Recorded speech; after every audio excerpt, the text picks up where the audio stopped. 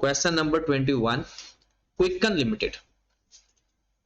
Share capital, cash flow को दिमाग में रखकर और इसको एंजॉय करते हैं। इस क्वेश्चन को एंजॉय करने का वही तरीका होता है कि हमने हर चीज को कंसीडर करना होता है और किस चीज से हमें क्या कुछ मिलना है ये हमें पता होना चाहिए।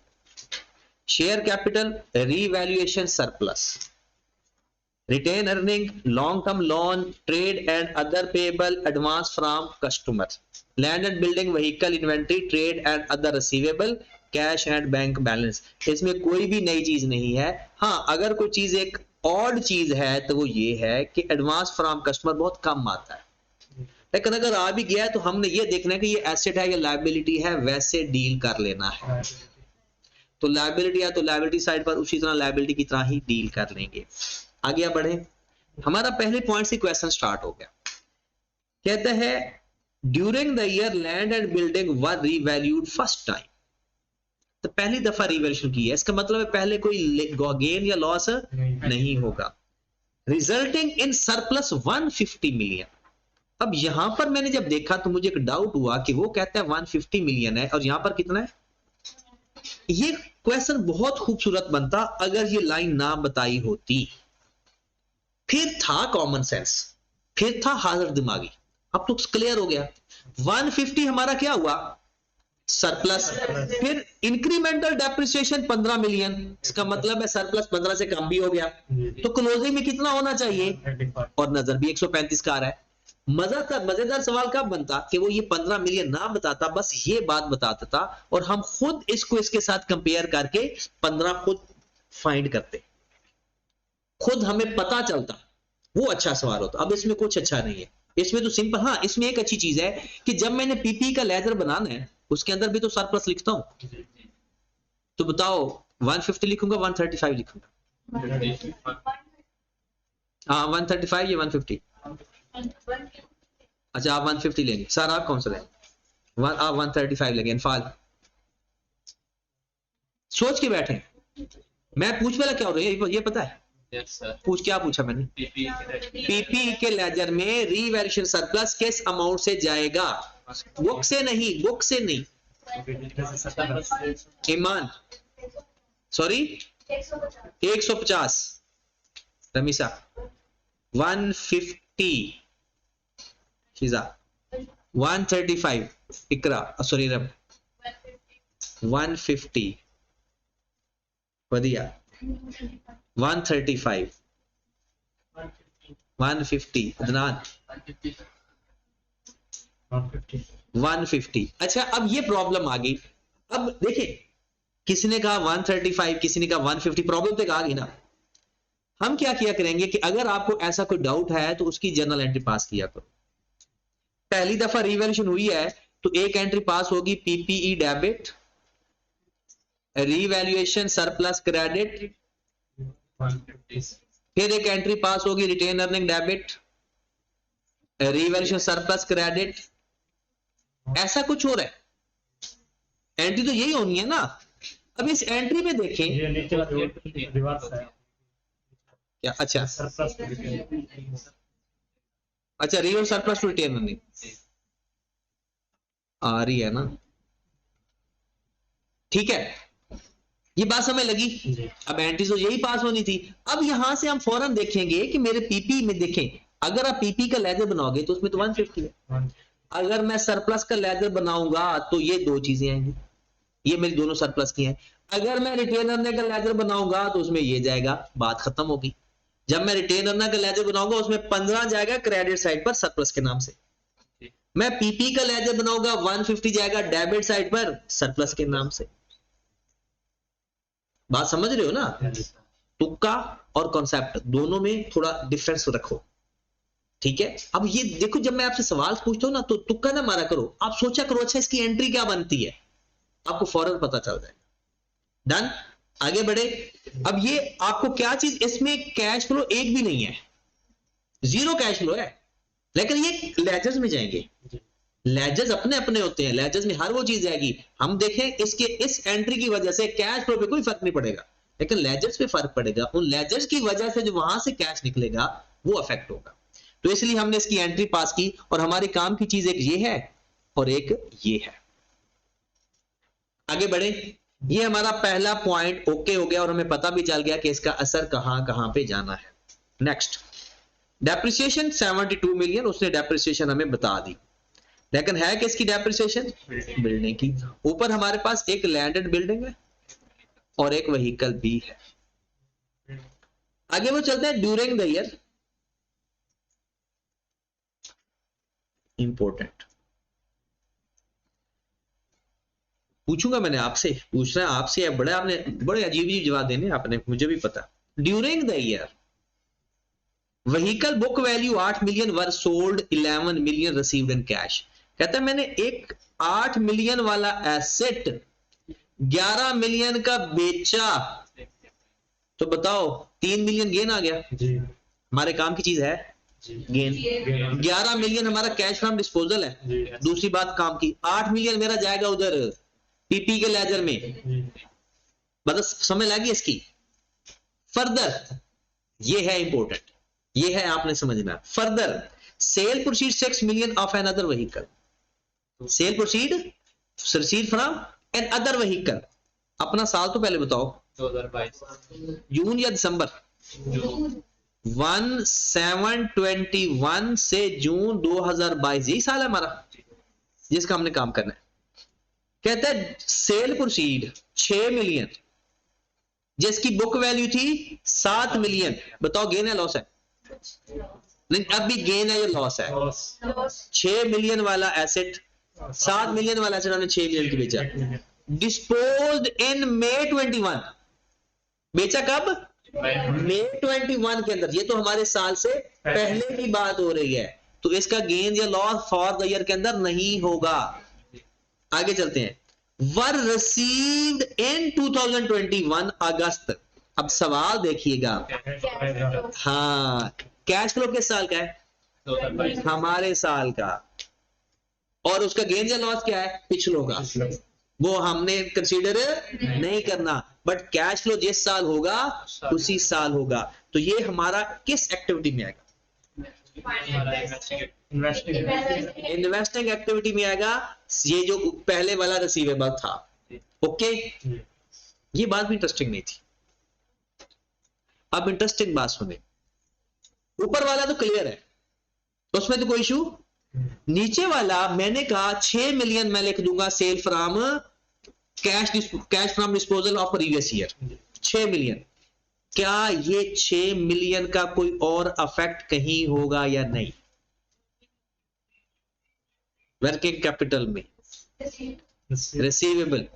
अब ये देखें, ये जो मेरा 6 मिलियन का रिसीवेबल है, क्या ये जब मैंने पिछले साल ये मेरा बेचा था तो पैसे मिले थे या नहीं?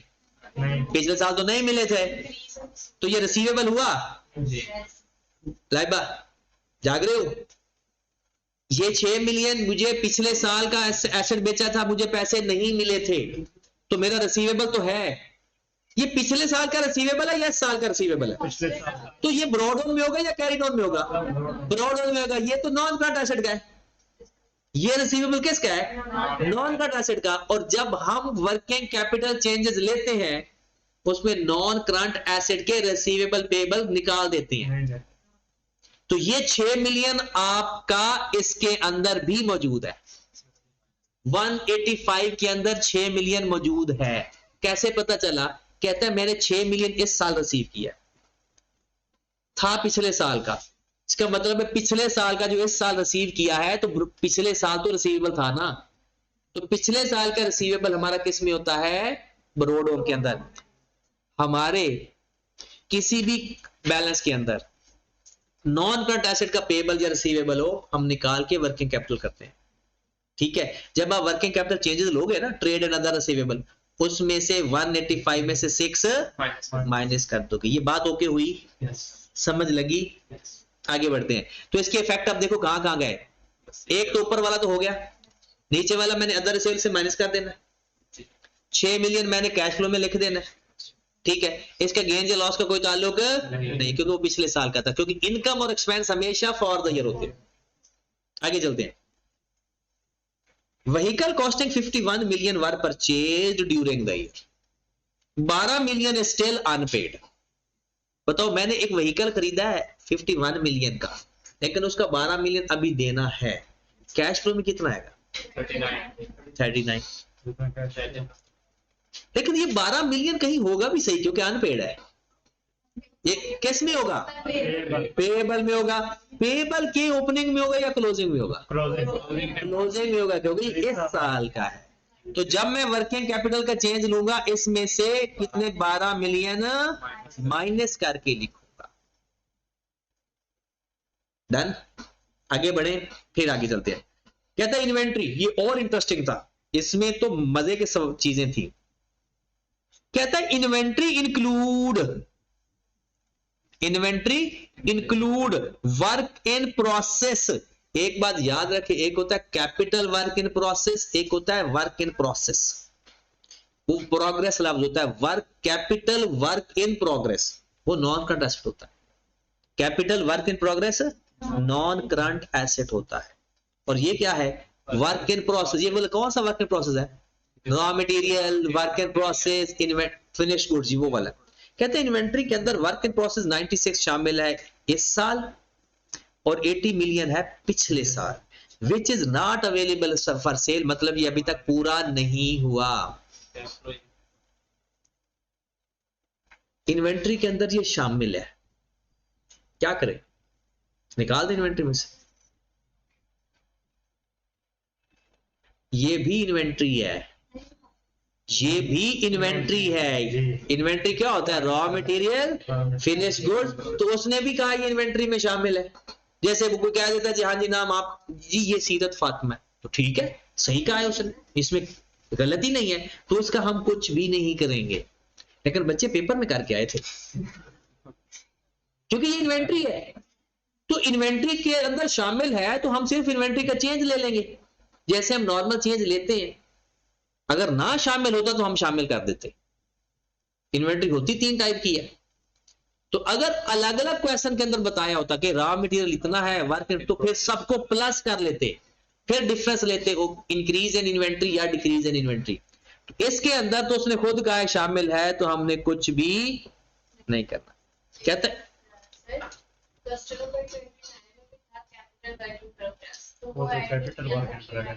वो मैंने ना उसका सोल्यूशन आपको भेज देना है आज, ठीक है? वो लाजमी वेरीफाई करना। उसका एक ही सवाल मैंने उसमें करवाया, ये 29 ही करवाया। वो क्या होता है उसमें मैंने फुल डिटेल बताई, ठीक है? क्योंकि अभी हमारा फोकस ना इसके ऊपर है, तो मैं चाह रहा हूं कि इसको, क्योंकि अगला सवाल भी हमने करना है, तो कहीं आप लोगों की बैटरी जल्दी लो हो जाती है, तो इसलिए मैं चाहता हूं कि तरो ताजगी में सवाल हो जाए हमारा। जी, interest on loan amounted 48 million, 14 million was capitalised in the cost of the building. कहते हैं आपका जो इंटरेस्ट है ना वो 48 मिलियन बनता है, लेकिन उसमें जो 14 मिलियन है वो आपने बिल्डिंग में कैपिटलाइज किया हुआ है। ये बेसिकली कैपिटलाइज करने की इजाजत है अकॉर्डिंग टू IAS 23 करने की इजाजत है, तो हम करेंगे भी सही, लेकिन ये ऑपरेटिंग एक्टिविटी नहीं है, फिर ये तो इन्वेस्टिंग एक्टिविटी चली गई ना, तो ये इंटरेस्ट लेजर में चला जाएगा। जो इंटरेस्ट किसी एसेट की कॉस्ट पे ऐड होता है वो एसेट डेबिट हो रहा होता है। वो कौन डेबिट हो रहा होता है? एसेट डेबिट हो रहा होता है, ना कि ये डेबिट हो रहा है। ये डेबिट साइड पर जाएगा, एसेट डेबिट, इंटरेस्ट या कैश क्रेडिट। ओके होगी बात? आगे बढ़ते हैं। बिल्कुल इंटरेस्ट में से निकाल देंगे। इंटरेस्ट ये है ही नहीं, ऑपरेशन का इंटरेस्ट है ही नहीं, है नॉर्मल इंटरेस्ट नहीं है ये। उसके बाद डिविडेंड 2022 में 20% इंटरिम लेंगे, 15% फाइनल कैश नहीं लेंगे, 2021 का इंटरिम नहीं लेंगे, 10% कैश लेंगे। इसका मतलब एक बोनस है और एक कैश डिविडेंड है। ये और ये भी इंटरेस्टिंग है, अच्छी चीज है, अच्छी खबर है। मतलब ये चीजें सीखेंगे हम नए नए सवालों में। सवाल पढ़ लिया हमने। सबसे पहले हम देखते हैं कि क्या प्रॉफिट गिवन है क्वेश्चन के अंदर। Profit working number 1 retain earning का लेजर बना लेते हैं और वहां से हम बना लेते हैं बड़े शौक से सवाल सीखना है, ये बहुत अच्छी बातें हैं इसके अंदर। Working number 1, retain earning.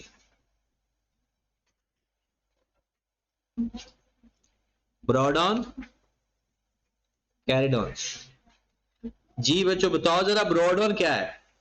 Retain earning का broad on 3 to 5. 3 to, book है ना सबके पास? हाँ, अपने पास बुक भी रखो, बुक से देखकर मुझे बता दिया करो, क्योंकि यहाँ पर तो हमने काम ही देखना है। 3 to 5, 3 to 7, 3 to 5, 3 3 7। अब आप मुझे बताएं, आप लोग दो तरह का डिविडेंड दे रहे हो। पहले फाइनल, एक दे रहे हो 10% कैश डिविडेंड एक बोनस. और एक दे रहे हो इंटरिम डिविडेंड। याद रखें, जो कैश डिविडेंड होता है वो पहले दिया, सॉरी जो फाइनल डिविडेंड होगा अगर डेट ना बताई हो पहले होगा, इंटरिम फिर बाद में होगा। तो पहले तो लेंगे 10%। 400. तो भाई आपके पास शेयर कैपिटल है कितना? 400. यहां पर मैं एंट्री पास कर लेता हूं। एंट्री बहुत अच्छी चीज है, आपको गलती से मना करेगी। एंट्री बताओ। Retain earning cash. Retain earning to Cash. Cash, कितनी अमाउंट से? 40. डन। क्या ये रिटेन अर्निंग में जा रहा है? जी सर. क्या ये कैश फ्लो में है? Yes. कैश फ्लो भी है 40, Yes. कैश फ्लो भी है। आगे बढ़ते हैं, एक और भी है। Interim.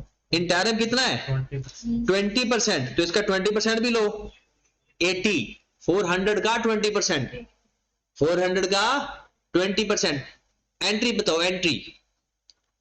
Retain earning debit, Share capital. Share capital, ये किस किस लेजर में जा रहा है? Retain earning और share capital. Retain earning. और याद रखें, जिस एंट्री के अंदर जो लेजर होगा ना, आप वो लेजर बनाया करोगे तो गलती नहीं होगी।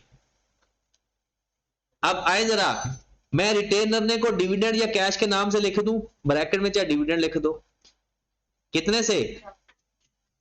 दूसरा मैं डिविडेंड किस नाम से लिखूं? कैश के नाम से, शेयर कैपिटल के नाम से। कितना? 80। लोग बोनस के नाम से भी इसको लिख देते हैं। अब मैं कर दूंगा, एक और चीज भी है, रीवैल्यूएशन सरप्लस 15 से पहली एडजस्टमेंट। जी. जिसमें रीवैल्यूएशन सरप्लस आ रहा है, सॉरी रिटेन अर्निंग आ रहा है, जिस एंट्री के अंदर वो लिखूंगा। अब मैं कर दूंगा क्लोज, अब मैं कर दूंगा क्लोज। तो क्लोज किया तो कितना आ गया? पैट 117। और मैं आपसे पूछूंगा, क्या कोई टैक्स की बात है क्वेश्चन के अंदर? No sir. अगर नहीं है तो फिर टैक्स ऐड नहीं होगा, वरना टैक्स ऐड करके प्रॉफिट बिफोर टैक्स आ गया। मेरी वर्किंग 1 कंप्लीट होगी। आप अपना साइड पे फॉर्मेट रखो, किसी भी जगह पर रख लो और उसमें अपनी वैल्यू पुट करते जाओ। हमारे पास पहली चीज आ गई, प्रॉफिट फॉर द ईयर या profit before tax. Profit for the year कितनी अमाउंट है भला? 117 और रेफरेंस देंगे वर्किंग नंबर 1। पेपर में आप फेल नहीं हो सकते, पॉसिबल नहीं है, अगर आपको अपने ऊपर भरोसा है। अगर आपको जो चीज नहीं आ रही उसको स्किप करके बाकी चीजें करते जाओ, ठीक है? आपका 50% क्वेश्चन हल हो जाए। फिर उसके बाद बाकी सोचो कि क्या क्या और कुछ कर सकते हो, वो कर दो, ठीक है? सारा सवाल ऐसा नहीं हो सकता कि आपको ना आता जी। उसके बाद डेप्रिसिएशन का जिक्र करना है हमने, जी. और वो गिवन है। देखो, एक का गिवन है, एक का फाइंड करना है। बिल्डिंग का डेप्रिसिएशन गिवन है, 72. व्हीकल का लेजर बना लेते हैं। और मैं आपको एक बात करता हूं कि मैं सारे ही लेजर बना देता हूं जो नॉन कट एसेट के हैं, ताकि जो कुछ वहां से निकल सकता है ना, निकाल लेते हैं। इन्वेस्टिंग एक्टिविटी साथ कर देते हैं, वर्किंग करते हैं उनकी। पहले मैं बिल्डिंग का लेजर बनाने लगा हूं, लैंड एंड बिल्डिंग का। बताइएगा जरा, लैंड एंड बिल्डिंग का ब्रॉड ऑन कितना? 526. लैंड एंड बिल्डिंग का 526। 748. अच्छा, ये समझ लग रही है ना जो हम कर रहे हैं? 748. 748, ठीक है? अब मेरी बिल्डिंग किस किस वजह से अफेक्ट हुई? रीवैल्यूएशन सरप्लस 135 या 150? 150. 150। क्या कोई लैंड एंड बिल्डिंग बेची? क्वेश्चन में वो एक है बेचने का जिक्र, vehicle वो व्हीकल है, इसकी डेप्रिसिएशन भी बताई हुई है। 72. अब इसके अलावा अगर कोई और बात बिल्डिंग को तंग कर रही है तो वो लिख देंगे, अगर कोई और बात नहीं है तो क्लोज कर देंगे। मेरे पास आ जाएगा कैश। कितनी बिल्डिंग पे खर्चा किया आपने जी? नई बिल्डिंग कितने की खरीदी? 144। ये मेरा आ गया। अब ये मेरा कैश फ्लो है, ये मेरी कैश फ्लो स्टेटमेंट है, जी बाकी सब कुछ लेजर में है। ये मेरा कैश फ्लो। समझ लगी? अनफाल बता दिया करो ना समझ लगी तो, ठीक है, ताकि ना फिर बाद में कम परेशानी होती है। माशाल्लाह। अच्छा, व्हीकल का भी लेजर बनाओ। आओ जरा व्हीकल का लेजर बनाते हैं, वहां से डेप्रिसिएशन फाइट कर लेते हैं। मैंने आपको कहा ना कि सब कुछ इसका कर देते हैं ताकि हमें टाइम कम लगे आगे। व्हीकल का ब्रॉड ऑन क्या है? 96. 96। कैरी डाउन क्या है? 118. 118। क्या कोई व्हीकल खरीदा है? अच्छा, खरीदने को कुछ ऐसे लिख दूं, कोई इतराज तो नहीं है? अगर इतराज होगा तब भी मैं लिखूंगा। 51 का मैंने व्हीकल खरीदा, 12 मिलियन अभी देना है, तो क्या कैश के नाम से लिखूंगा? फिर एंट्री में क्या पास करूं? व्हीकल डेबिट, कैश क्रेडिट 39 और पेबल क्रेडिट 12 से। और अगर कुछ नहीं बताया तो इसकी डेप्ट, एक डिस्पोजल भी है Disposal है 8 million. 8 मिलियन से। इसके बाद अगर कुछ बचता है तो वो डेप्रिसिएशन बचता है। कितना? 21। हमारी इन्वेस्टिंग एक्टिविटी भी पूरी हो गई और ऑपरेशन के अंदर जो जो इस्तेमाल होने वो भी चीजें कवर हो गई। ठीक है, आओ जरा चलते हैं अपने सवाल की तरफ वापस। कहां पर ये लिखा था? एडजस्टमेंट आपने प्रॉपर फॉर्मेट के साथ करना है, वरना आदत हो जाती है ऐसे गंदा गंदा करने की। सबसे पहले ऐड कर देंगे Depreciation. Depreciation for the year. एक 72 है और एक 21 है। वर्किंग का रेफरेंस भी देना है पेपर में। कितना 93. गेन है लॉस? Loss था. Fourth है. गेन और डिस्पोजल होश में रहना है भैया। Last भी 10 था. वो लॉस भी लिख दूं? तो पिछले साल का था, वो पिछलों का था। जी.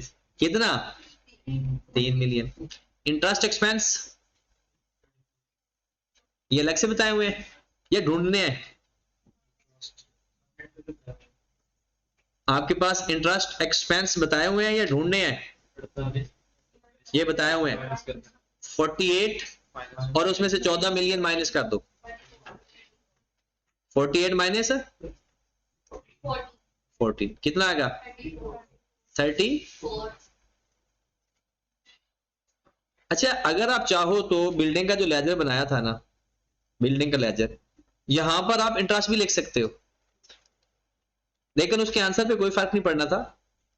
क्या आना था? यहां पर देखिएगा इंटरेस्ट, और वो हमने पे किया हुआ है, वो पीपी में ऐड हो रहा है, बिल्डिंग में ऐड हो रहा है। कितनी अमाउंट से? 14 से। और फिर कैश आ जाएगा 130। ये पूरे का पूरा कैश आउटफ्लो है। ये इंटरेस्ट की मद में पेमेंट की है और ये कैश की मद में पेमेंट की है। अब ये कह सकते हो सर अगर पे ना किया हो तो, ऐसा पॉसिबल है, ना पे किया हो तो फिर ये किसके अंदर पड़ा होता? इधर फिर भी आना था, इधर फिर भी आना था, क्योंकि एसेट ने डेबिट होना ही होना था, फिर कैश ने क्रेडिट नहीं होना था, फिर पेएबल ने क्रेडिट होना था। क्योंकि जब कोई मैंने इंटरेस्ट ऐड करना है ना एसेट की कॉस्ट के अंदर, तो वो इंटरेस्ट तो रहता ही नहीं है, वो क्या बन जाता है? वो तो एसेट बन जाता है। वो क्या बन जाता है? तो उसकी एंट्री क्या पास होगी?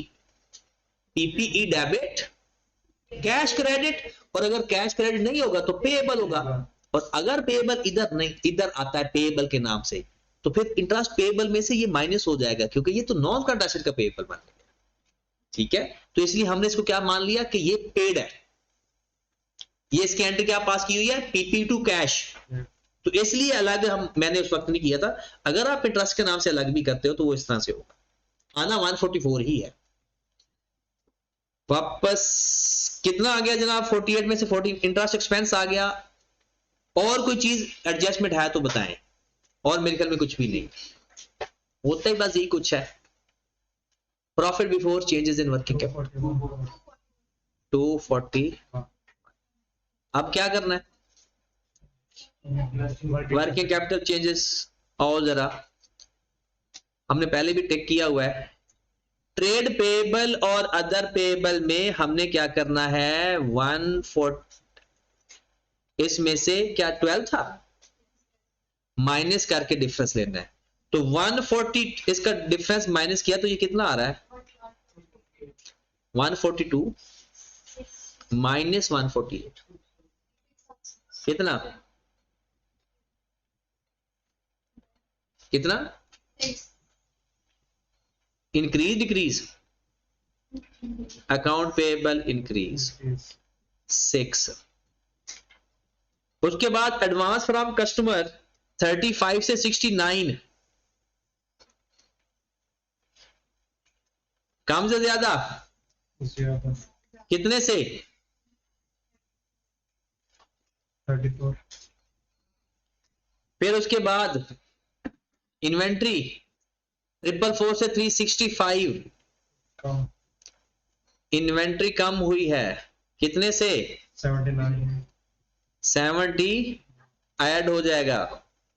इन्वेंट्री के बाद बताइएगा जरा, ट्रेड एंड इस ट्रेड एंड अदर रिसीवेबल का ओपनिंग खराब है, ओपनिंग बैलेंस खराब है। तो खराब है तो सही कर लेते हैं। कितनी इसमें खराबी थी? 6 मिलियन की। तो 6 मिलियन माइनस कर दे 170। अब 179 से 212 पे जाओ, कितना? 33 यार। Increase decrease? Receivable increase 33। बात होगी हमारी पूरी। Profit before change, sorry, cash generated from operation कितना? 241 plus 6 plus 34 plus 79 minus 33, 326। Done. Interest paid 27 sir. 27 है। जी। ब्रॉडऑन कितना है इंटरेस्ट का? 48 उसको ओपनिंग क्लोजिंग है ही नहीं। 48 नहीं है, माइनस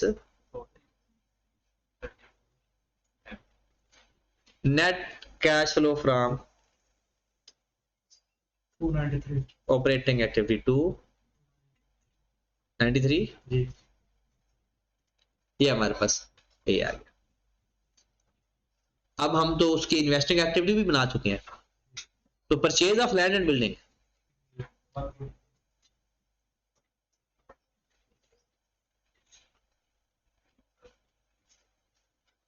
144, परचेज ऑफ व्हीकल। अच्छा इस तरह से करके लिख दो, आई क्या वैसे ही खुश हो जाता है। 51 माइनस 12, 51 माइनस 12। उसके बाद कैश फ्रॉम डिस्पोजल 11 प्लस 6। ये बात किसी को समझ लगी? 11 तो इस साल का है जी। और 6 पिछले साल वाला भी है। और कोई इन्वेस्टिंग एक्टिविटी है तो खत्म होगी बात। 166।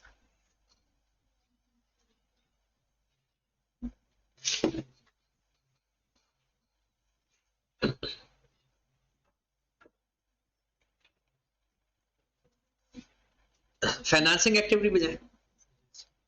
Financing activity is most interesting. जरा देखिएगा, बहुत सारे लोगों ना इस सवाल को गलत के जवाब बराबर आ गए। मतलब सवाल प्रेजेंटेशन गलत है और ये टॉपिक प्रेजेंटेशन का है, जवाब बराबर करने का तो है ही नहीं।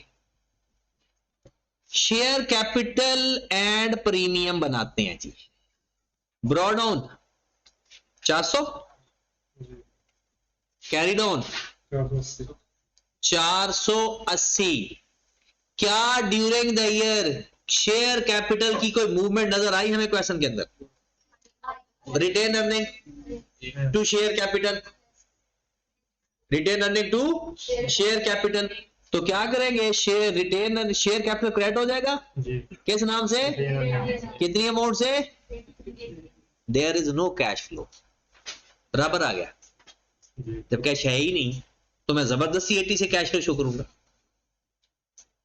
लेकिन कुछ लोगों का 80 का इंक्रीज करने से भी बराबर आ गया है। भला क्यों बराबर है? पता चला? आपने किया ये सवाल? आपने नहीं किया, और किसने किया?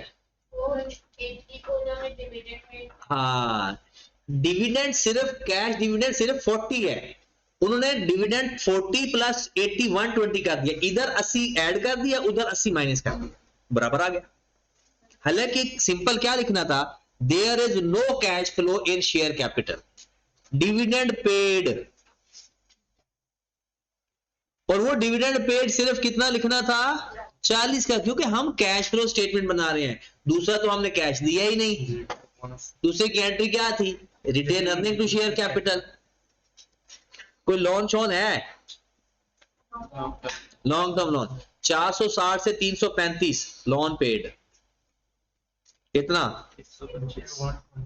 125। ये हो गया 165। खत्म हो गया सवाल। ए प्लस बी प्लस सी कर करा के इसको बराबर कर ले, जबरदस्ती करें, जबरदस्ती।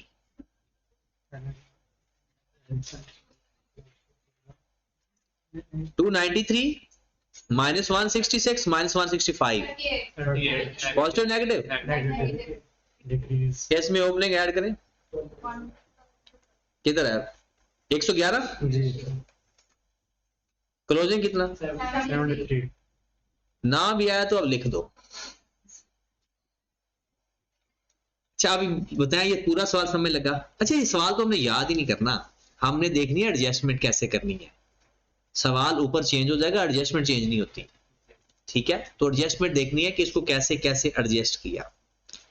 क्वेश्चन तो वैसे ये भी बड़ा अच्छा था, 29 भी आपने देखा भी होगा, लेकिन अब क्वेश्चन नंबर 29 से ज्यादा हम क्वेश्चन नंबर 28 कर लेते हैं ताकि डायरेक्ट मेथड की प्रैक्टिस करवा दें।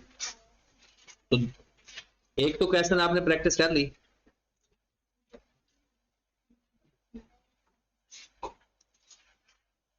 जो 28 पे आए।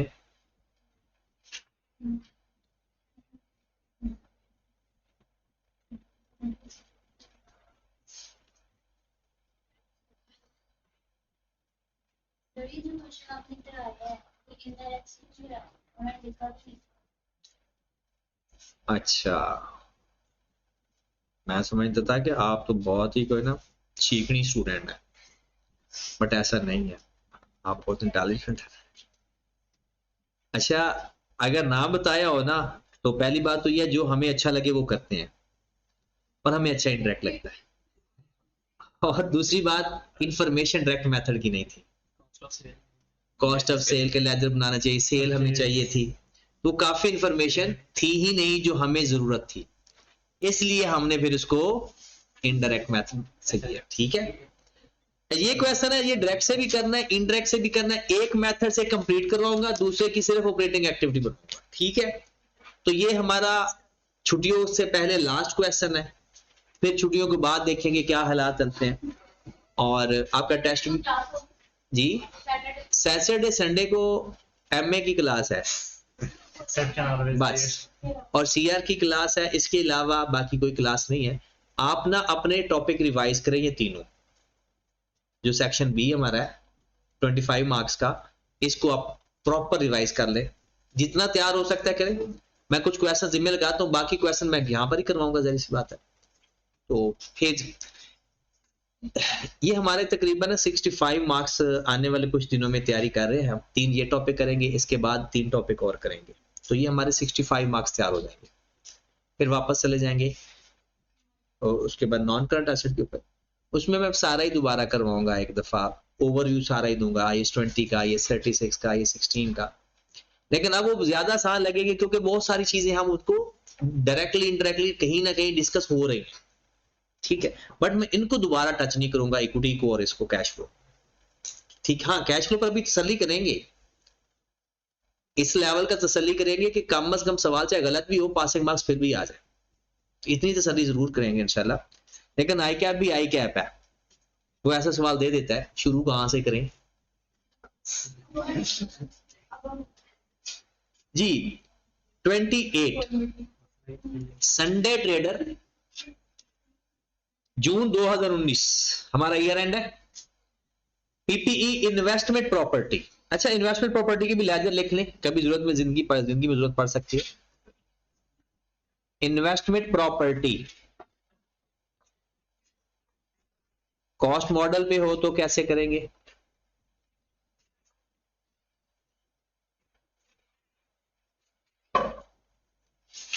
अगर कॉस्ट मॉडल पे हो तो जस्ट लाइक पीपीई की तरह आपका ब्रॉड ऑन आ जाएगा जी, आपका कैरी ऑन आ जाएगा जी, अगर आपने बेचा तो डिस्पोजल आ गया, डेप्रिसिएशन आ गया अगर बुक वैल्यू पे बना रहे हो तो, और कैश आ जाएगा नया एसेट। अगर कॉस्ट मॉडल पे है तो उसका वैसे ही लेजर बनना है जैसे पीपीई का बनता है। अगर फेयर वैल्यू मॉडल पे है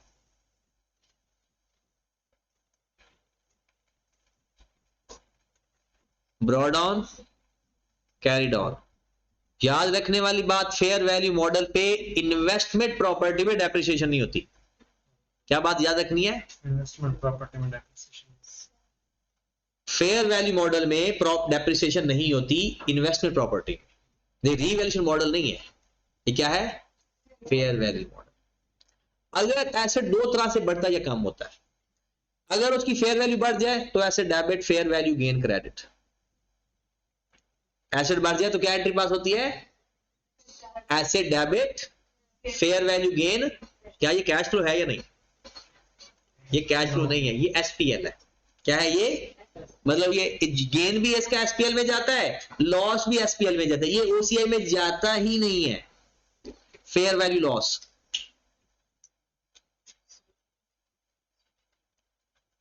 अगर बेचेंगे तो वो भी आ जाएगा, और खरीदेंगे तो नया आएगा। और हमारा ताल्लुक इसको बनाने के लिए कैश निकालना होता है कि कोई इन्वेस्टमेंट प्रॉपर्टी नई खरीदी तो नहीं। आपको याद होगा जब हमने कैश फ्लो का फॉर्मेट लिखा था तो फेयर वैल्यू गेन को माइनस किया था, फेयर वैल्यू लॉस को प्लस किया था, क्योंकि ये नॉन कैश होते हैं। हो गया, आगे चले। उसके बाद हमारे पास स्टॉक एंड ट्रेड है जी, stock and trade, prepayment, trade receivable, cash, share capital, share premium. ये हमें पता है कि हम इन दोनों को प्लस करके ब्रॉड ऑन में लिखेंगे और इन दोनों को प्लस करके कैरिड ऑन में लिखेंगे। रिटेन अर्निंग, इंटरेस्टिंग, ये ब्रॉड ऑन नेगेटिव है तो ये भी डेबिट साइड पर, और कैरिड ऑन सही है तो ये भी डेबिट साइड पर, डेबिट साइड पर। अब मुझे ये बताएं रिटेन अर्निंग किस साइड पे लिखते हैं, क्रेडिट साइड पर, लेकिन नेगेटिव है तो किस साइड पर आ जाएगा, डेबिट साइड पर। और कैरी ऑन पॉजिटिव है तो वो अपनी साइड पर आएगा, ये नहीं कि उसकी भी साइड चेंज कर देंगे, नेगेटिव होगा तो साइड चेंज होगी, ठीक है। और इंटरेस्टिंग बात इसमें, अच्छी बात क्या है, दिल नहीं करता लिखना पड़ता है। 655 ब्रॉड ऑन और 1652 कैरिड ऑन, नहीं दिल माइनस में लिख देंगे तो फिर वो कैसे, वो टैली भी तो करना है ना, हमने तो टोटल करके टैली करना होता है ना। प्लस माइनस अकाउंटिंग वाला इस्तेमाल नहीं करता, डेबिट क्रेडिट करता है। अब उन्हें क्या पता, नए लोग आ रहे हैं, उनकी नई सोच होगी है। आगे चलते हैं, long term loan, trade payable, advance from customer, accrued liability, interest payable, current maturity loan, ये तो पता है ना, करंट मैच्योरिटी लोन जो 12 महीनों के अंदर अंदर पे करना होता है। अच्छा, इसका हमने क्या करना है, सिंपल, इसको और इसको बिल्कुल वैसे ही प्लस कर ले, इसको और इसको प्लस कर ले, ये ब्रॉड ऑन हो गया। ये क्या है, लेजर की जरूरत है तो लेजर बना लेना, वरना डायरेक्ट डिफरेंस ले लेना। फिर प्रोविजन फॉर टैक्सेशन। अब आते हैं सवालों के ऊपर। Sale, cost of sale, GP, distribution cost, admin cost, other income, profit before interest and tax, interest expense, profit before tax और टैक्स हो गया, तो ये सारा कंप्लीट हो गया। 72% सेल्स ऑन क्रेडिट। डेप्रिसिएशन कितनी है, 750 मिलियन, जो कि डिस्ट्रीब्यूशन में और एडमिन में 3:1 से हैं। अलग अलग करना आता है। 750 को अगर मैंने अलग करूंगा तो कैसे करूंगा, 3/4 और 1/4, 3/4 और 1/4 टोटल पे डिवाइड करते होते हैं, सम ऑफ रेशियो पे, और जिस चाहिए उससे मल्टीप्लाई करते हैं। Distribution cost include 40 million loss on disposal, 40 million loss on disposal. The net book value is 152 million. इससे बंदा पूछे तो क्या इसमें एक और इंफॉर्मेशन भी है, आप बता सकते हो ये एसेट बेचा कितने का है? 40 million loss on disposal, return on value is 152। बेचेगा कि बेचा कितने का, 112 का। ओके, उसके बाद कहते हैं impairment loss 24 million, impairment loss 20, non cash item. Loan installment including 1984 million were paid during the year including interest. कहता है जो 1984 आपने पे किया है ना, ये लोन पे किया है, लेकिन इसके अंदर इंटरेस्ट भी। अब लोन पेमेंट हम लिखते हैं फाइनेंसिंग एक्टिविटी के अंदर, और इंटरेस्ट पेमेंट हम लिखते हैं बेसमेंट में, ऐसा ही है। आगे बढ़ते हैं। Other income, increase in fair value of investment property 220। Entry पता क्या होगी, investment property debit, fair value gain credit. Rent receive from investment property, याद रख लें या ना रखें, इन्वेस्टमेंट प्रॉपर्टी का रेंट रिसीव्ड भी इन्वेस्टिंग एक्टिविटी होता है।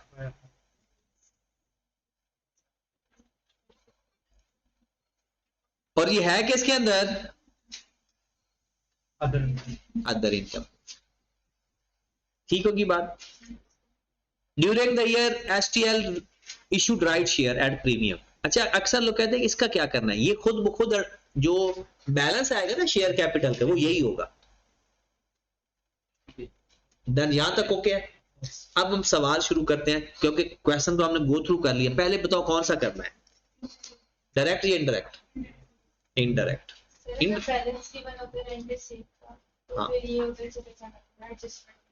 हाँ बिल्कुल होगा, एडजस्टमेंट तो अब भी जाएगा, क्योंकि नेट प्रॉफिट में शामिल है ये इन्वेस्टिंग एक्टिविटी। अदर इनकम के अंदर है ना, तो नेट प्रॉफिट के अंदर है। हिम्मत कौन पहले कौन सा करना है, डायरेक्ट या इनडायरेक्ट? इनडायरेक्ट करना है। ओके, सबसे पहले प्रॉफिट गिवन है, प्रॉफिट गिवन है। आप प्रॉफिट गिवन है तो सवाल शुरू करते हैं, फिर बाकी बातें बाद में सोचते हैं। दिमाग बस रखना है कि चीजें कौन कौन सी गिवन है, तसल्ली से। पीबीटी, आओ जरा पीबीटी पे।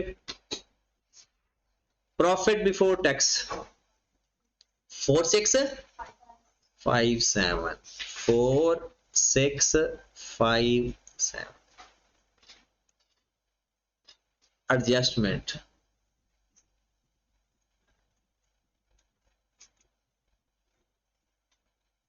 डेप्रिसिएशन फॉर द ईयर भी गिवन है 750। अलग अलग करने की जरूरत नहीं है हमें, हमें डेप्रिसिएशन चाहिए, जहां से मर्जी है। डेप्रिसिएशन कितनी, 750। लॉस ऑन डिस्पोजल भी है क्वेश्चन के अंदर,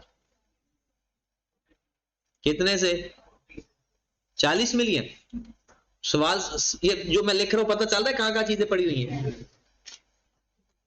उसके बाद इंटरेस्ट एक्सपेंस भी है कितना, और ये तो एसओपीआर से मिल जाएगा। ये तो एक बड़ा स्टोर आपके पास अवेलेबल है, स्टोर में बहुत सारी चीजें हैं जी।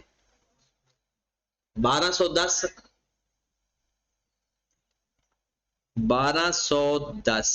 10 ठीक है। इंपेयरमेंट लॉस भी है, वो जो अदर एक्सपेंस में वो कहता है पड़े हुए हैं, फेयर वैल्यू गेन वगैरह के बारे में इंफॉर्मेशन जाकर देख लें। ये 24 मिलियन का इंपेयरमेंट लॉस, कितने का? फेयर वैल्यू गेन भी है, रीवैल्यूएशन सरप्लस नहीं आता इधर, वो ओसीआई का होता है ना। फेयर वैल्यू गेन इधर ही आता है, कितने से? 220 से। रेंट रिसीव्ड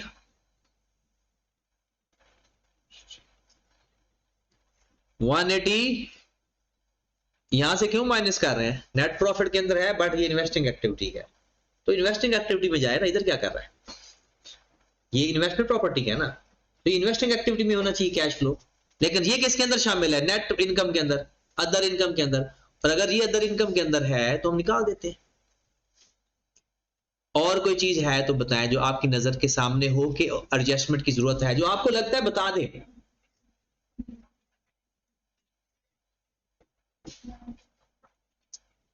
ओके है, कोई बात पूछनी है तो पूछ ले।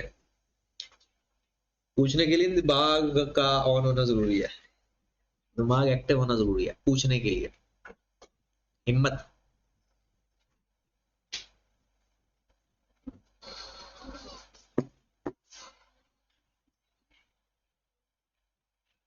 बताएं। रेंट इनकम भी, रेंट रिसीव्ड भी, टोटल मतलब यही था। क्या ऊपर लिखा हुआ है? चीकू, Received. Other income include income, और क्या कहता है जी? रसीद भी इतना है और उसको सारे का सारा इनकम के अंदर शामिल भी है जी। हाँ जी, वो पेमेंट है ना। अभी तो हमने इंटरेस्ट एक्सपेंस लिखा है, क्या लिखा है? इंटरेस्ट एक्सपेंस लिखा, पेमेंट की तो अभी हमने बात की नहीं। जो चीज हमें चाहिए ना वैसे वैसे करते जाते हैं। हाँ जी, आगे बढ़े। कितना? 6277। अब आ जाओ वर्किंग कैपिटल चेंजेस के ऊपर।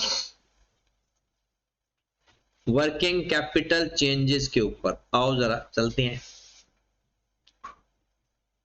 One by one. स्टॉक 4500 से 4800,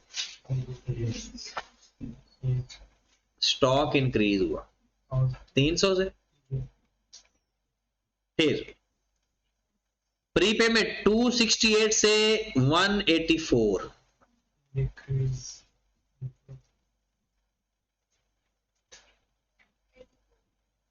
डिक्रीज 80। फिर उसके बाद ट्रेड रिसीवेबल 3600 से 3800, 200। फिर उसके बाद दूसरे हिस्से पे चलते हैं, ट्रेड पेबल कितना? ट्रेड पेबल 5390 से 3422। ट्रेड पेबल कम हो रहे ज्यादा? कम हो रहे हैं, कितने से? 1968। कम हो रहा है तो आउटफ्लो। एक्रूड लायबिलिटी 180 से 310, कितना? 100 बढ़ रहा है तो इनफ्लो। इंटरेस्ट पेएबल का करना है कुछ, क्या रहने दें? करना है या रहने दें? इधर नहीं करेंगे, चलो छोड़ दिया, फिर सब कुछ छोड़ दिया। बताओ, कैश जनरेटेड फ्रॉम ऑपरेशन, क्या? अकाउंट एडवांस फ्रॉम कस्टमर नहीं लिखा? वो भी आना है। किधर है एडवांस फ्रॉम कस्टमर? 20 से 250, 40 210 200 10 एडवांस फ्रॉम कस्टमर, जो एसेट लायबिलिटी आएगी सारी एडवांस फ्रॉम कस्टमर 210 इनफ्लो, क्योंकि लायबिलिटी बढ़ रही है। अब आ जाओ आपके पास cash generated from operation.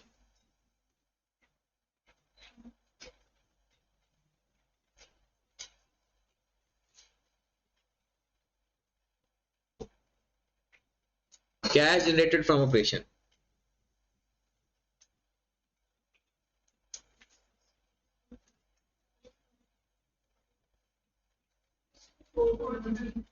Four two 4233। Okay होगी बात। अब पहले यहां पर तसल्ली करें, क्योंकि उसके बाद चीजें तो बस वो करने वाली रह गई हैं, काम तो हो गया। सबसे पहले बनाया जी पीपीई का लेजर, वहां से देख लेते हैं कि कोई एडिशन या डिस्पोजल, और इन्वेस्टमेंट प्रॉपर्टी का भी लेजर बनाकर चेक कर लेते हैं, दोनों लेजर बना लेते हैं। ये देखिए पीपीई, मुझे बस बुक से बता दे ब्रॉड ऑन कितना है? 7240, कैरी डाउन 8555, जो एसेट बेचा उसकी बुक वैल्यू, जो एसेट बेचा उसकी बुक वैल्यू, पीपी वाला बेचा है ना, और जिसका गेन या लॉस आया था 152। डेप्रिसिएशन कितनी आई थी? 750 गिवन है, 750। कोई सरप्लस वगैरह तो नहीं है। इंपेयरमेंट लॉस है, इंपेयरमेंट लॉस कितने का? 24 का, और कुछ नहीं है तो बस फिर कैश है।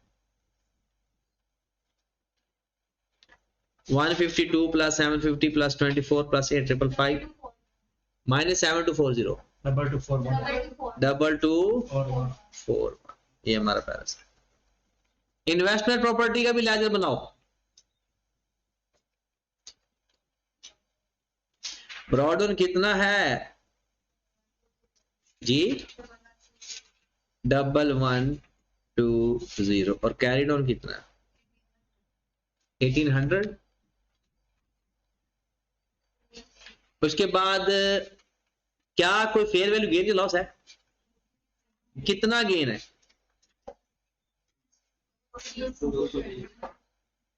इसके अलावा अगर कोई डिफरेंस आएगा ना, वो खरीदो फरोख्त होगी। फिर गेन या लॉस एडजस्ट करने के बाद या तो बेचा होगा या खरीदा होगा। तो बताओ खरीदा या बेचा है? Cash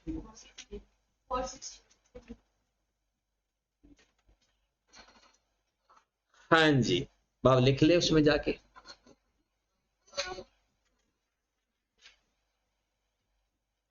purchase of PPE, double two 41। Purchase of investment property 460। Cash from disposal of building कितना? 112। ऐसा होगा ना, 152 और 40 का लॉस है। रेंट रिसीव्ड, ये भी तो इधर ही आना है। कितना? 184, क्योंकि वहां से तो हमने निकाल दिया था, रिवर्स कर दिया था, क्योंकि ये इन्वेस्टिंग एक्टिविटी में आना था रेंट रिसीव। क्या इंटरेस्ट को कहां से माइनस करेंगे? मुझे समझ नहीं आ रही, इंटरेस्ट के पीछे पड़े हुए सारे। इंटरेस्ट पेड टैक्स पे तो अभी आना है।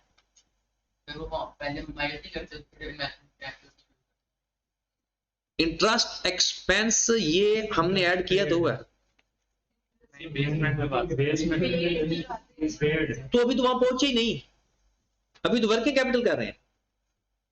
अच्छा अच्छा अच्छा अच्छा अच्छा, अब ये कह रहे हो माजरत, गुड। इंटरेस्ट पेड, अच्छा हमने इन्वेस्ट पूरी एक्टिविटी नहीं की, इंटरेस्ट पेड, ये तो ज्यादा जरूरी था इस क्वेश्चन में। तो मतलब हम मैं ना आधा दिमाग में वो चल रहा है, मेथड आधा वो चल रहा है। इंटरेस्ट पेड, ब्रॉड ऑन कितना है? इंटरेस्ट पेड ब्रॉड ऑन कितना है? कितना? 110 प्लस फॉर द ईयर कितना है? 1210 माइनस कैश ऑन कितना है? कितना? तो कैश पेड कितना आ गया? और ये बड़ा इंपॉर्टेंट बात है, कितना? 1185। ये जो वैल्यू आई है इसे क्या कहना है हमने बोला? Interest paid. क्या ये क्यों इंपॉर्टेंट है? इस वजह से इंपॉर्टेंट है। Loan installment 1984 paid including interest. इसका मतलब है इसके अंदर 1185 इंटरेस्ट है, बाकी लोन पेड है। टोटल आपने 1984 पे किया, उसमें से 1185 क्या है? इंटरेस्ट है, उसके अंदर शामिल है। तो जो इंटरेस्ट है वो हम बेसमेंट में लिखते हैं, और जो लोन की पेमेंट है वो फाइनेंसिंग एक्टिविटी में लिखते हैं। क्या हुआ? क्या? तो जब शामिल पेमेंट में पेड ही शामिल होता है, पेमेंट है तो पेड ही शामिल होगा ना।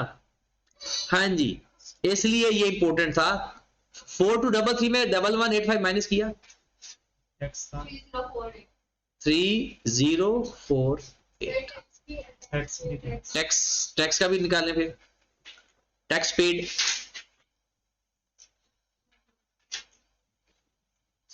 हाँ जी टैक्स पेड। ब्रॉड ऑन कितना है? कितना? 220। वो brought on 230 plus for the year tax कितना है? ये टैक्स एक्सपेंस पड़ा 1150 माइनस कैड ऑन कितना है? 400। पेमेंट कितनी आ गई? 9। आप इसका बैलेंस बता दें। 4233 माइनस 1185 माइनस 940 कितना? 2104। 2104 क्या? 2108। चले, ये भी इन्वेस्टिंग भी आपकी हो चुकी है, इसको भी फिर बराबर कर दे क्लोज। 2241 माइनस 480 प्लस 112 प्लस 184 कितना?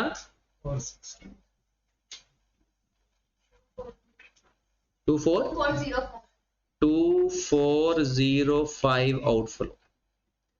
अब आते हैं फाइनेंसिंग एक्टिविटी पे।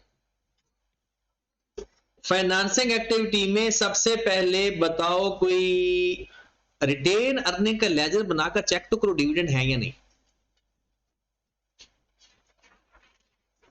रिटेन अर्निंग का लेजर बनाकर चेक करके बताओ डिविडेंड है या नहीं।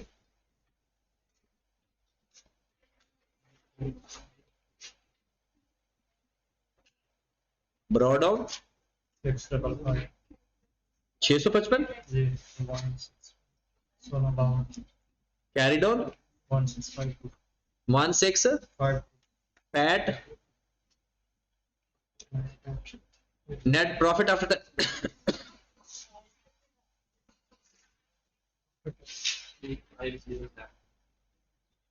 कितना? 3507। और किसी वजह से रिटर्न अर्निंग डिस्टर्ब हुआ, कोई रिटर्न अर्निंग में एक्सेस डेप्शन का कुछ चक्कर कुछ भी नहीं, क्लोज कर दो। अगर तो बराबर है तो ठीक है, वरना बाकी डिविडेंड 1200। हाँ जी, लास्ट बात इसकी होने लगी है, क्या share capital during the year debit या क्रेडिट हुआ? हमने सारी एडजस्टमेंट पढ़ ली है ऑलमोस्ट, नहीं है ना, तो फिर इन दोनों को प्लस कर लें और इन दोनों को प्लस करके सिर्फ डिफरेंस लिख लें। अगर तो इंफॉर्मेशन हो तो लेजर बना दिया करो, अगर इंफॉर्मेशन ना हो तो सिर्फ डिफरेंस ले लिया, दोनों को प्लस करके, ब्रॉड ऑन को भी प्लस कर लो, कैरी ऑन को भी प्लस कर लो, फिर डिफरेंस ले लो। 1560 1560 नेगेटिव 1560 नेगेटिव तो नहीं आएगा, खुदा का खौफ करो। अपने हिसाब से शेयर कैपिटल कितना 1560 1560, डिविडेंड पेड 1200 पूरा का पूरा। लोन का लेजर बनाएंगे क्योंकि लोन की एडजस्टमेंट है, लोन का लेजर बनाने का तरीका भी मैंने आपको बता दिया जी। कैसे? लॉन्ग टर्म लोन का ब्रॉड ऑन, करंट मैच्योरिटी का ब्रॉड ऑन प्लस करो 7223, देखो जरा 6523 प्लस 700, कैरी डाउन 68 दोनों को प्लस करके 6874।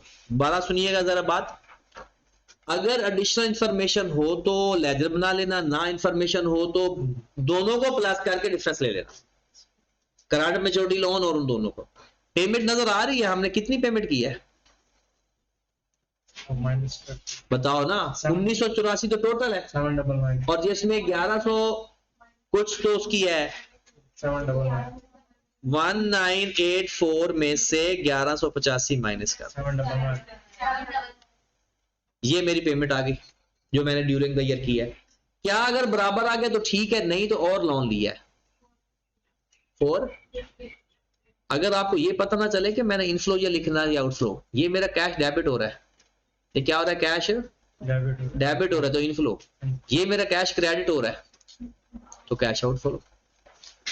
तो लोन पे किया तो कैश आउटफ्लो, लोन लिया तो कैश इनफ्लो, लोन लिया तो कैश इनफ्लो, लोन पे किया तो कैश आउटफ्लो। सवाल हो गया आपका। लोन पेड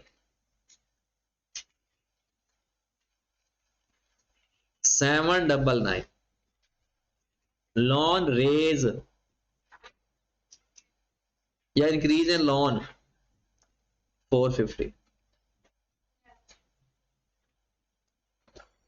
डिविडेंड भी आ गया, सारा कुछ हो गया, तो 11 पॉजिटिव नेगेटिव जी। Net cash flow from, net increase or decrease कितना? 284 286। अब इसमें opening cash and cash equivalent add करो 480। ये नेगेटिव है पॉजिटिव है? 480 फिर ऐड करो 194।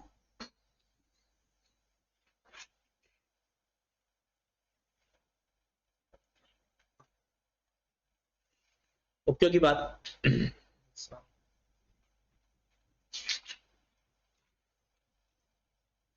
अब मैं इसको डायरेक्ट मेथड की ऑपरेटिंग एक्टिविटी करवाता हूं। वो जो 4 लेजर बनाने हैं ना, वो 4 लेजर सिखा, और वो बहुत आसान होते हैं। सबसे पहले रिसीवेबल का लेजर बनाओ, वहां से मिलेगा कैश। स्टॉक का लेजर बनाएंगे, वहां मिलेगी परचेज। पेबल का लेजर बनाएंगे, वहां से मिलेगा पेमेंट टू सप्लायर। एक्सपेंस का लेजर थोड़ा सा टेक्निकल होगा, वो अब नहीं टेक्निकल रहा क्योंकि ये हम कर चुके हैं, सारी इंफॉर्मेशन कलेक्ट कर चुके हैं। 2 से 3 मिनट में वो ऑपरेटिंग एक्टिविटी पूरी हो जाती। करते हैं पहले वर्किंग नंबर, अब दूसरा part working number 1 direct method की ऑपरेटिंग एक्टिविटी सिखाने लगा हूं।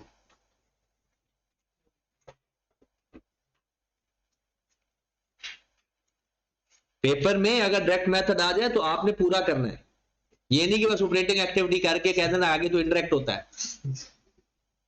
Working number 1 customer,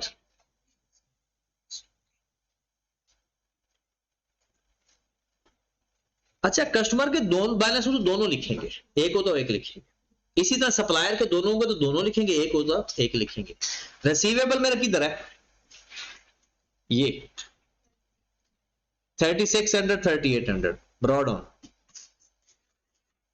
3600 38। Advance from customer भी है, Yes. Broad on 40 Or 250.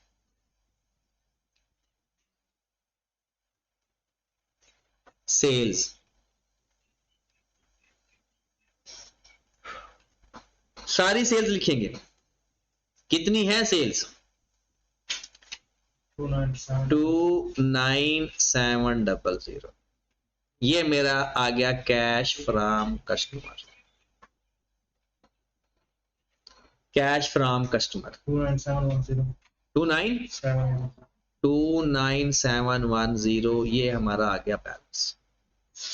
पहली वर्किंग हो गई, सबको समझ भी लग गई। क्या किया हमने, ब्रॉड ऑन लिख दिए, दोनों सेल लिखी, काम खत्म। परचेज गिवन है तो ठीक है, वरना स्टॉक का लेजर बना लो, वहां से परचेज निकाल लेते। वर्किंग नंबर 2, अगर आपको लगता है ना टाइम वेस्ट होना है तो वो इक्वेशन लिख लिया करो, डायरेक्ट प्लस माइनस करके स्टॉक का लेजर बनाते हैं। ब्रॉड ऑन कितना है स्टॉक का क्वेश्चन के अंदर, 4500।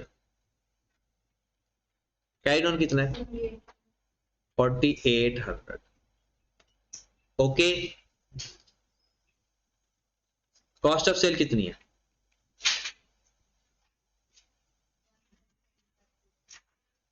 15,700। 50. क्या इसके अंदर कोई नॉन कैश एलिमेंट तो नहीं है क्या, जैसे कल डेप्रिसिएशन था इसके अंदर, आज नहीं है कुछ, क्लोज कर देते हैं, परचेज आ जाएगा।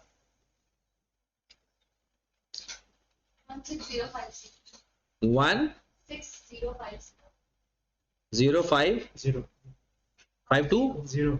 0. अब मैं वर्किंग नंबर 3 में सप्लायर का लेजर बनाता हूं। सप्लायर के भी दो हो सकते हैं ब्रॉड ऑन, बट इसमें नहीं है। ट्रेड पेबल कितना है जी, 5390।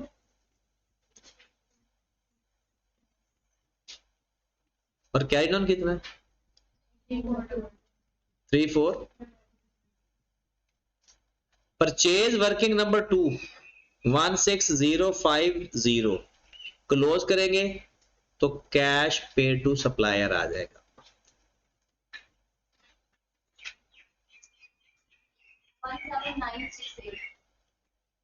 17968 देखो सर, यही आ रहा है।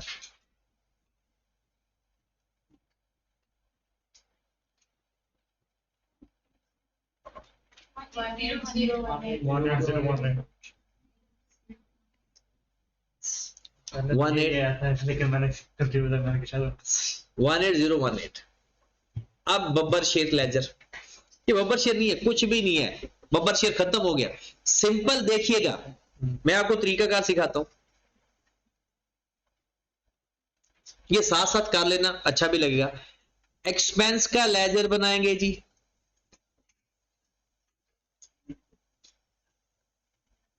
मजे की चीज बताने लगा हूं, अगर सुन लोगे तो याद रखोगे जिंदगी भर के लिए, अगर नहीं सुनोगे तो आपकी मर्जी है। करें स्टार्ट। अच्छा, ये डायरेक्ट और इनडायरेक्ट ना एक ही जगह से फंसे हुए हैं, वहां वर्किंग कैपिटल चेंज लेते हैं, यहां नहीं लेते, लेकिन लेजर तो फिर भी वही बन रहे हैं। वहां तो चलो प्रॉफिट के अंदर सब कुछ शामिल होता था, हम सिर्फ डिफरेंस ले लेते थे, अब सब कुछ ही हमें करना पड़ रहा है। अब मुझे बताओ कि स्टॉक का लेजर अब बना चुके हैं, बनाया ना, वहां से परचेज फाइंड किया, इसका मतलब ये यूटिलाइज हो गया है। प्रीपेमेंट अभी रहता है, प्रीपेमेंट का हमने कुछ भी नहीं किया, इसका मतलब है ये इस्तेमाल होगा, ये हमारा प्रीपेड एक्सपेंस है, क्योंकि जब ये किसी और का नहीं है तो फिर ये एक्सपेंस का है। ट्रेड रिसीवेबल का हो चुका है, कुछ ना कुछ हो चुका है, सेल का लेजर बनाया।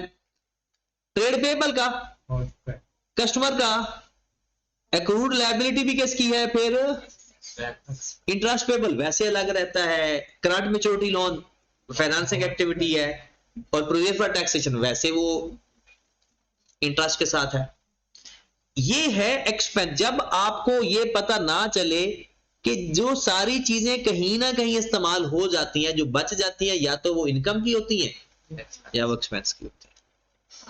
अब हम लेजर जब बनाएंगे तो हमारा ब्रॉड ऑन भी है, कैरीड ऑन भी है। तो प्रीपेड का ब्रॉड ऑन कितना है? 268, 268, और कैरीड ऑन कितना है? 184, 184। ब्रॉड ऑन अक्रूड का कितना है?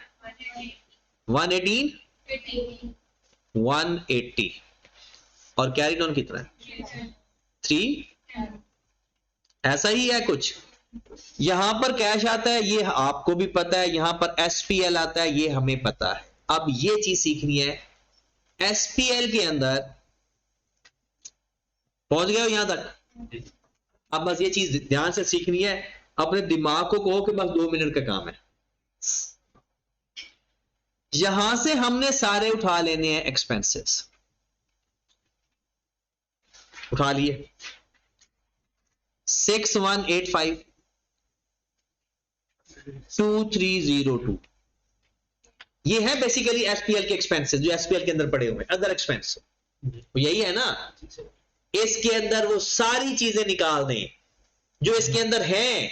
जैसे नेट प्रॉफिट के अंदर नहीं निकालते थे, जी एडजस्टमेंट, जो नॉन कैश हो या किसी और एक्टिविटी का हिस्सा हो, क्या क्या निकाल देना है? के सामने क्या क्या निकाल देना है? जो नॉन कैश हो या किसी और एक्टिविटी के हो, क्योंकि हम तो ऑपरेटिंग एक्टिविटी कर रहे हैं। इसका मतलब इसके अंदर डेप्रिसिएशन भी है, इसके अंदर लॉस और डिस्पोजल भी है, इसके अंदर इंपेयरमेंट लॉस भी है। ये सारी चीजें मुझे कैसे याद? मैं अभी तो इनडायरेक्ट मेथड से सवाल करके आ रहा हूं। जाकर अपनी एडजस्टमेंट देखिए जरा, जाओ जरा एडजस्टमेंट देखो जरा, यस सर, डेप्रिसिएशन लिखा हुआ है उसमें, लॉस और डिस्पोजल है, इंपेयरमेंट लॉस भी है। अगर आप कहेंगे फेयर वैल्यू गेन क्या इसके अंदर है या नहीं? फेयर वैल्यू गेन तो अदर इनकम में है, तो मैंने तो एक्सपेंस को एडजस्ट कर रहा हूं। फेयर वैल्यू गेन और रेंट रिसीव्ड किस में है? तो जब मैं अदर इनकम सही करूंगा उसको सही कर लूंगा। इसका मतलब ये है, इसके अंदर डेप्रिसिएशन है वो निकाल दो, इसके अंदर लॉस है वो निकाल दो, इसके अंदर इंपेयरमेंट लॉस है ये सब निकाल दो। बाकी जो मेरे पास एक्सपेंस बचे हैं वो कैश आइटम है। नॉन कैश आइटम या अदर एक्टिविटी की चीजें निकाल दी, बाकी जो बचे वो क्या है? कैश। ये सारी वही चीज है। इसका बल्कि वो जो बैड डेट्स वाला सवाल था ना वो अच्छा था, बाकी तो ऐसे छोटे छोटे सवाल है। बताओ कितने अमाउंट आ गई? 7 ये कैश आइटम है। अब बस सिर्फ कैश आइटम लिख रहे हैं 7 अब जो मेरा बैलेंस आएगा वो कैश पेड फॉर एक्सपेंसेस होगा।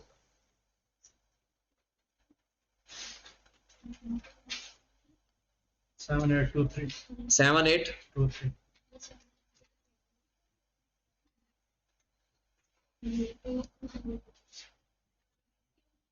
डन।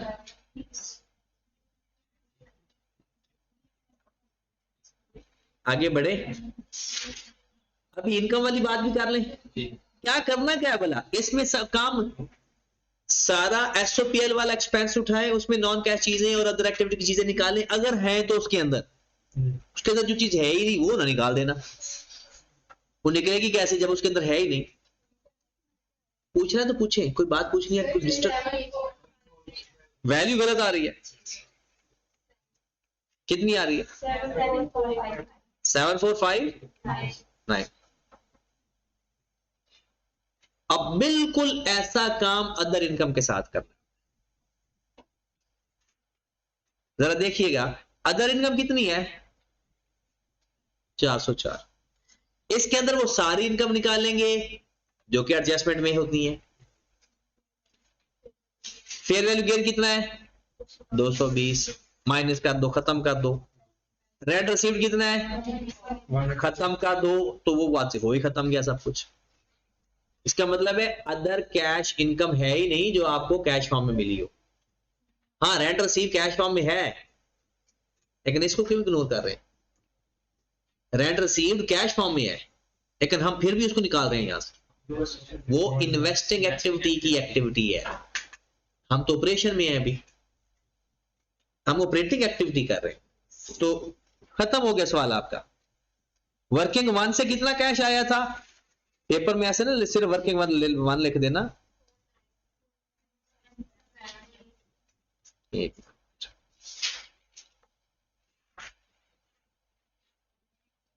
हाँ जी, वर्किंग वन से कितना कैश आया था? 2971। वर्किंग टू से पे कितना किया था सप्लायर को? 180। वर्किंग जो भी है एक्सपेंस कितना पे किया? 74। इनकम कोई आई नहीं, 4 ही तो वर्किंग है ये टोटल। खत्म हो गया। कैश जनरेटेड फ्रॉम ऑपरेशन जो कि 4233 आना चाहिए शायद। अब इसके बाद interest paid, tax paid, investing activity, financing activity उधर से कॉपी करके इधर लिख देते हैं। ठीक है, ये हमारे कितने क्वेश्चन हो गए? पहला 16 से 21 तक। अगर हमसे डायरेक्ट मेथड से ना आ रहा हो, पहले इनडायरेक्ट से करके वही होता है, वही चीजें जो फाइंड करेंगे वो अगर मिल जाएंगी तो फिर इधर कवर हो जाएगी। जो चीजें उधर हमें चाहिए अगर वो मिल जाएंगी तो कवर हो जाएंगी। 16 से 21 तक हमारे सवाल कंप्लीट हो गए। ये 21 था ना, ये भी जो किया वो पिछला 21, 22 तो नहीं किया, 28 29 हो गया हमारा।